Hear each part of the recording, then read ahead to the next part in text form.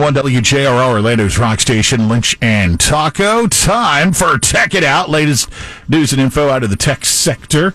Brought to you by our JRR sticker stop this morning. Sounds like young Gamble's getting swamped in Deltona. Indeed he is. Deltona exact location, the Winn-Dixie, right there at Howland Boulevard. He'll be there till 8:15. Got the new JRR sticker and some other goodies. Drive-through service if your commute takes you by the WD on Howland in Deltona. All right, let's begin with some Twitter news, which it seems like we've been starting with Twitter news almost every week. This is the third week in a row. What do we have now? The latest now is this former head of Twitter security, Peter Zatko, whistleblower. He's going to be testifying in front of a Senate Judiciary Committee regarding some allegations, he says, which are very concerning with widespread security failures, foreign state actor interference, and literally just security concerns for any and all Twitter users. This coming at a time when Twitter, of course, is trying to go through a buyout with the pending deal with Elon Musk. This could throw even more of a monkey wrench into the entire situation. So that on top of the bots. Correct. Something ain't right over at Twitter. You can say what you want about Elon Musk. I think he has a nose to sniff out BS, and I totally, yeah. think he has here, and it's really starting to stink. So we'll see where it goes. What is the saying? Imitation is the most sincere form of flattery? Yeah. Instagram is testing a new feature that looks an awful lot like upstart Be Real. Be Real is that thing that a lot of folks are using now where you get prompted unexpectedly during the day to shoot a video, to post what you're doing right now, front and back. Instagram's testing the exact same thing right now. Yeah, I see my daughter, and she'll be like, "Oh, it's time for," and I go, "Whoa."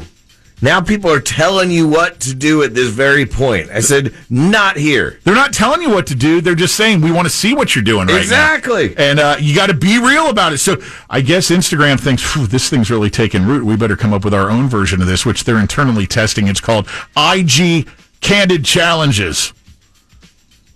Basically a Be Real ripoff. So we'll see if they bring that to user level. Do you remember the story of this CEO who worked for this company, or he ran this company called Gravity Payments? He got a lot of great positive publicity for setting a minimum $70,000 starting wage for all of his employees. Okay, yeah, now I do. I didn't remember the name. His name is Dan Price. Well, a bombshell story in the New York Times alleges that Price used his social media platforms to create a reputation as an advocate for higher pay in an effort to mask a, quote, pattern of abuse in his personal life and hostile behavior in his company. Sexual assault allegations. Oh. Yeah. He's out. I thought it was going to be that somebody made only $68,000. No, Dan Price is out at Gravity Payments. All right, bye, Dan.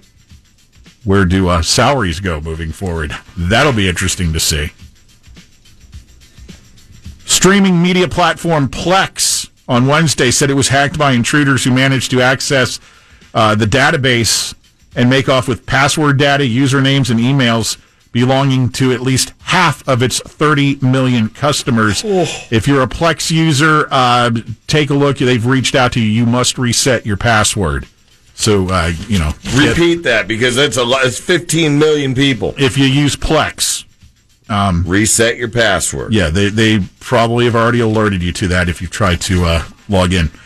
As we alluded to last week, it's now been confirmed the next Apple event is indeed iPhone-focused. The launch announcement for the event they're calling Far Out. September, is it? September 7th.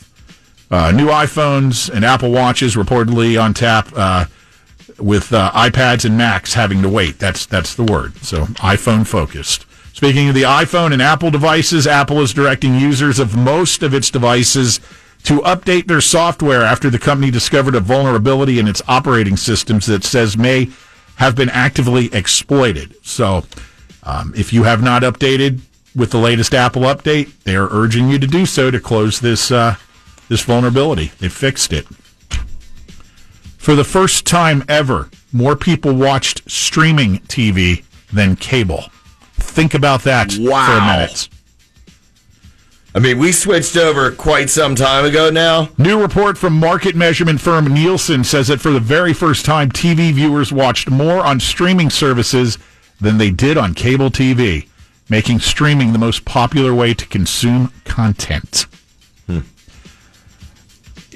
Like you said, we switched years ago. If you're still shelling it out for cable, if that's right for you, that's awesome. Just know there's some really extensive savings you could take advantage of if you're willing to embrace a new way of doing things. Yeah, there's other options. Just think, if you do Netflix, which the majority of people do, if you do Netflix, you could do the exact same thing. I mean, it's streaming.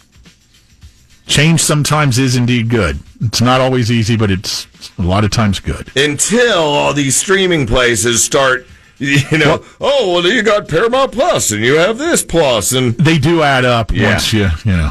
But if you just get one package and run with it, you can do pretty well. The biggest savings really comes where they get you with all the add-ons for the boxes and the HD fees and the regional sports network fee and that stuff. That can be half your bill sometimes. Yeah.